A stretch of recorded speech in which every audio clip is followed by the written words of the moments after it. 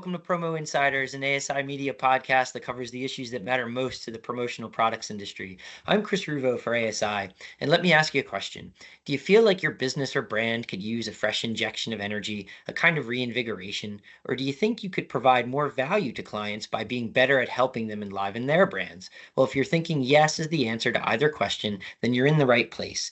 My guest today is Stephanie Stuckey, the chair of Stuckey's, a roadside oasis famous for its pecan log rolls. Stephanie will be keynoting the ASI Show Orlando, being held in the Orange County Convention Center in Orlando, Florida, from Saturday, January 4th through Monday, January 6th, 2025. You can visit asishow.com for more details. The subject of Stephanie's keynote will be how to revive a business or brand. She's well positioned to talk on the subject, something that will become evident when you hear her story today. So Stephanie, we're going to get a little preview of your keynote, of course, and I'm just so thankful that you're joining me from the supply closet, I believe it is, to chat today. And that's, I think, great, very evident of how busy Stephanie is and how hands-on she is as a leader. But we were having a chuckle about that before we got going. So I just figured we'd let everybody in on that. Yeah. Yes, and I was just fielding phone calls from customers asking, where's our pecan log rolls? Okay. All right, very good. So let's just set the stage for folks a little bit. Just you have a very diverse and interesting professional background. Could you just tell us about you a little bit? Well, first of all, Chris, thank you so much for having me on the podcast, and thank you, ASI, for inviting me to be your keynote.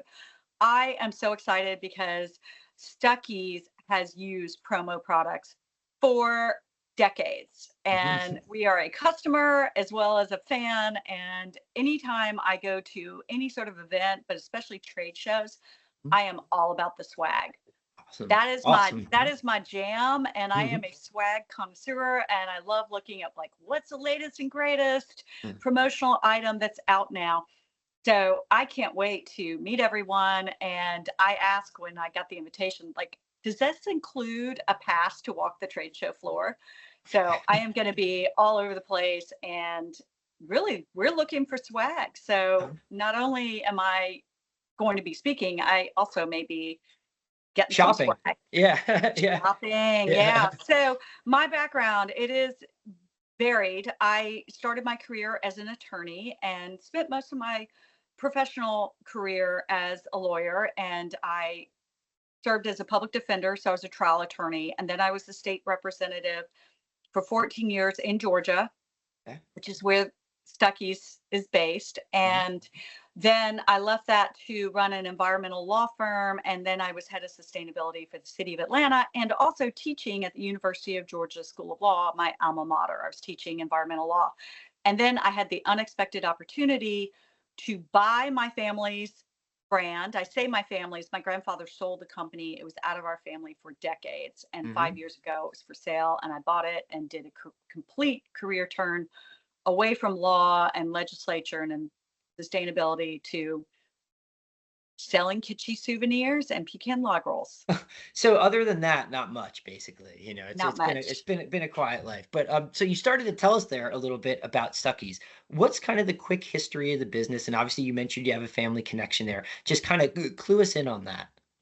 Sure. My grandfather started Stuckey's in 1937 as a roadside pecan stand, and he grew it from there. And at its peak, we had 368 stores in 40 states. We had a billboard company, we had a distribution center, we had a trucking company. And so Stuckey's was all over the nation's highways at its peak. We had these convenience stores that sold gas and had clean restrooms and lots of crazy souvenirs for folks who remember our brand. We had the Wee Wee Willie and dunking birds and Mexican jumping beans and just a lot of name drop items. And then we've always sold candy, pecan snacks and candies.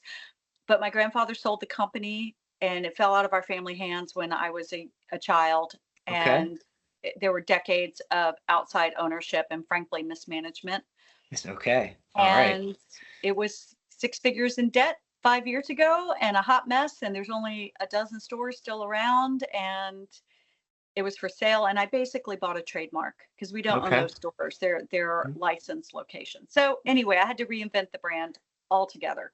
Oh my God. All right. So that was the state of things when you get in. It was, in your own words, it was a mess. And here you come in. How did you do it?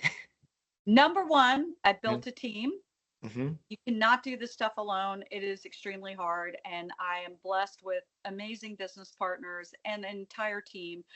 And the other big thing we did, besides me realizing you can't do this stuff alone, is we bought a manufacturing facility and we Okay. got back into the candy and snack business. When I bought the company, all the product that we're known for, our Mm-hmm. log rolls and everything, had been outsourced. So we brought all that in-house and we make delicious pecan snacks and candies now. And we went from selling just to a handful of licensed Stuckey stores to, we still sell to those few stores, they're still around, but we now sell to grocery, convenience, Mm-hmm. specialty retail, farm and hardware. So all sorts of national chains to small mom and pops. And then we do a lot of wholesale business as well, like bulk wholesale, where we'll sell someone a 40-pound box of pecan flavored halves and they package it and put their name on it. My word. So it's Yeah. it's a diversified Yeah. business. It's come extremely far from its roots in 5 years. And Yes. I mean that's just an incredibly condensed time frame, it seems like, to make all that happen. We could get into major depth with that, I think, but we want to save some of it for the keynote. Yeah. So I want to ask you some action items now, maybe for people who are listening. Not everybody's going to reinvent a brand on that scale, but they still might be looking to enliven their business to bring their brand new life. What would you say are, several, 3 to 5 of your top tips for doing that beyond getting a good team around you? Yeah. So I love threes Mm-hmm. and I'll give three. And I also Okay. love acronyms. So I'm going to give it an acronym and it's AIR. Mm-hmm. Authentic, interesting, and relevant. That's the prism through which we as a team go through our decision making when it comes to the Stuckey's brand. Mm-hmm.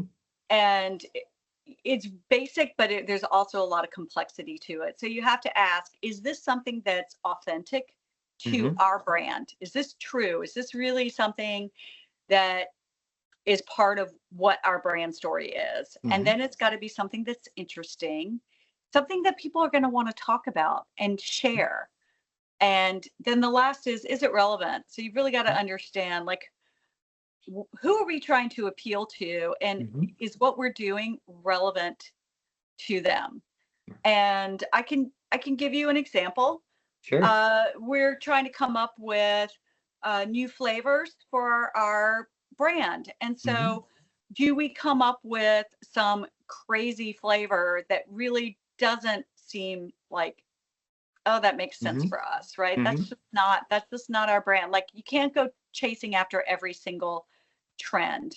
Okay. And so just because it's popular doesn't mean it's true to our brand. Okay. Great point. Like, do we want to do pumpkin spice pecan log roll? I don't know. Everybody does that. Is that super interesting? I don't know. And is that relevant to the people that we sell to? So you can go through those three questions and it really helps. And then at the core of everything you do with branding and reinvention is storytelling. Okay. So I always think about, is there a story about this and can I share a story? And that's how you build a following. That's how you build people who are evangelist about what you do and want to share it with other people. So if you're in the promotion industry, you want to have something that you make that creates conversation.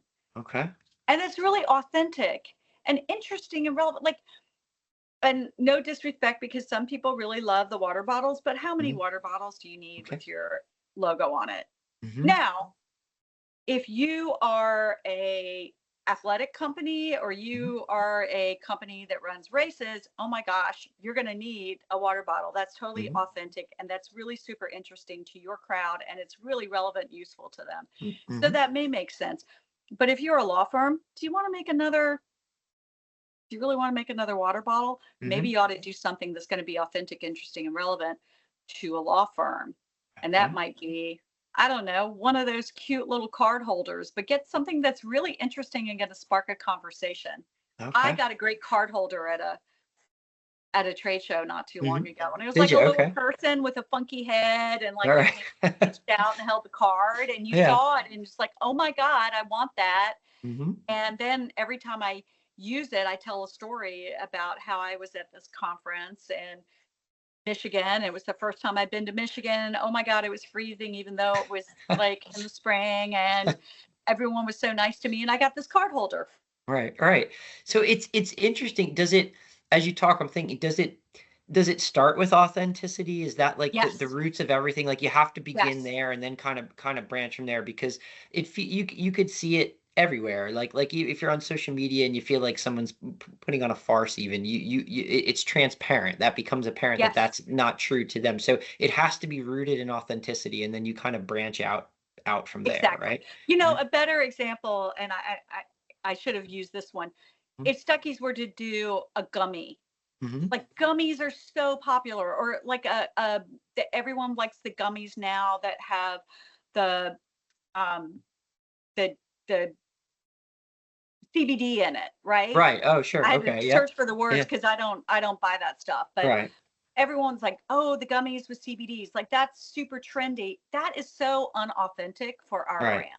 It You doesn't know, fit you. Yeah. yeah, we're a nostalgic classic candy brand. Mhm, We are a road tripping brand. We're fun, we're retro, we're American made. Like there's a lot mhm, of things that do fit our brand, but mhm. CBD gummies, no, Not for that's you. Yeah. not. And is that interesting to our crowd? Probably Not not. not Yeah. as much, not as Yeah. much. And then is it relevant? Okay. So if you go through that analysis, I think it really spares you a lot of heartache later. Like, Okay. and then the whole thing, not only do you start with authenticity, but you start with a conversation about what is our brand? Like maybe Mhm. sit around in a room for an hour and whiteboard it. Mhm. We're in Okay. manufacturing, we're American made, we're all about family and small towns and Southern hospitality. So you just think about what is it that really matters to us and that is authentic. And then once you have that, you say, what are like the most interesting components of that, right? And like, Yeah. how do we really like bring, as you said, that story to life, those interesting elements to life, and what Yeah. audiences are going to be most wanting to or open to that message, and then you kind of go about conveying that. Is that like the Yes. And the process? Yeah. intersection of all that Hmm. is where the magic happens. Okay. All right. Very good. So, you mentioned earlier at the outset of the podcast that you love swag, that you love merch. Yes. Just how are some ways that Stuckey's has used branded merchandise in its operations? I think one of the number one things we've done are just trucker hats, which is Mhm. totally true to our brand because Yeah. we are a road tripping brand and it's not just hats, Hmm. it's trucker hat, right? Right. And I mean, this audience understands there are like 50 different kinds of hats you can have, Oh my right? gosh, for sure. Yes, Yeah. Yeah. easily. There's probably more. Right. So for us, it's a very specific type of hat Hmm. that is going to be aligned with our brand, a road Okay. tripping brand. We love truckers. Truckers are the backbone of our business. They love to Hmm. road trip. They love Stuckies. They know our brand from a lot of truckers have stopped at our stores Hmm. and they know our brand. So now when they see us in other stores, they're like, oh my gosh, they have Stuckies pecan log rolls Yeah. at Mapco. Right. That's awesome. So Right. they'll buy there because they know the brand. So trucker hats are something that's really authentic for us. And then you try to make the hat interesting. So people are going to talk about it. And then we also we really want to make sure that it's brand forward, has got Mhm. like our name, like where you can see it. Prominent. Yeah. Yes, if you're walking down the street. And then for us, I don't want to say cheap, Hmm. although we are definitely not a Neiman Marcus brand, All right. but we want it affordable because what I like to do with swag is give it away, Sure. right? Okay. And if I'm giving something away, I want something that is going to rep our brand for us, that's going Hmm. to help convey who we are, what we are to other people. So I want a hat that somebody's going to wear. Yeah. Yeah. I And like that's hats more than shirts because hats can fit anyone, whereas shirts usually have to buy a minimum order of 144 and you have to get all these sizes. Like hats, you're going to wear a hat. People are going to ask you about the hat. It's going to start a conversation. Well, and to your point about making brand evangelists before, um, the truckers like the hat. You're not paying them to wear the hat, and they might Yeah. be, if they really like it, they might be wearing it every day. Whereas a Yes. shirt or something else, they might only be putting on once a week or so, whatever it might be. Yes. So this becomes something they're going to wear everywhere. So and to the points about being authentic and interesting, it's that hat is so wed to what your brand is, and a Yeah. nostalgic kind of trucker cap. I think just it works, right? Yes. And for us, it's, will it spark conversation? Mm-hmm. So if you see somebody wearing a Stuckey's hat and you grew up road tripping and stopping at Stuckey's, you might go up to that person and say, "Oh my God, I used to stop at Stuckey's as a kid and I used to scream and get my, beg my dad to give me a pecan log roll and he wouldn't, or we were really poor and we'd buy one pecan log roll and Mm-hmm. split it 5 ways," or whatever. But people will come up and share story, or people may say, "Stuckey's, what is that? I've never heard of it." But it sparks a conversation All right, in a very way that good. like a pen may not. Like I'm talking about a writing utensil pen, I got those you. are great. Like those are useful. I'm going to use them.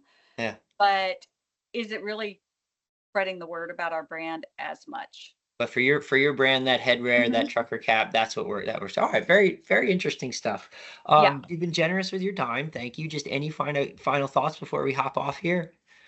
Yes, I am on a mission to find a stress toy that's like a pecan log roll, but I really am thinking a, a dual purpose. Like Mhm. it could also be a dog chew toy, Oh, brilliant. because Okay. so many people go just crazy about their dogs. There are Absolutely. definite dog people. And if you give a dog person like a squeegee pecan log roll toy, that's going to spark a conversation and it's going to be really fun and different. So that's one I would like. And the other one, because I saw Duke's Mayo did it and I Mhm. love it, is a pool floaty that looks like, they have one that's a mayonnaise jar. I want a Yeah. pool floaty that looks On like a log. log roll, Okay. right? Okay. And no, but it's got to have like a little retro flair. So you think Yeah. about, oh my gosh, I used to road trip and stop at these cool motels, and every motel back in the day had a swimming pool. And so I could see where like this cool retro pecan log roll shaped pool floaty. All right. That's brilliant. I think you're going to probably get some calls after this podcast goes live, because there's definitely people who could help you with that. So Yes. And yeah. people who want to maybe swap swag for swag, like maybe we can get you some pecan log rolls and you give us some swag. All right. The Let's off swap the some swag, y'all. the offer is out there. Stephanie Stuckey, chair of Stuckey's, thank you for joining me on what's a very busy day for you from your storage closet there. It's been a Yes. lot of fun, and we're super My looking pleasure. forward to having you at ASI Orlando this January. Thank you so much. Thanks, Chris. Have a great day.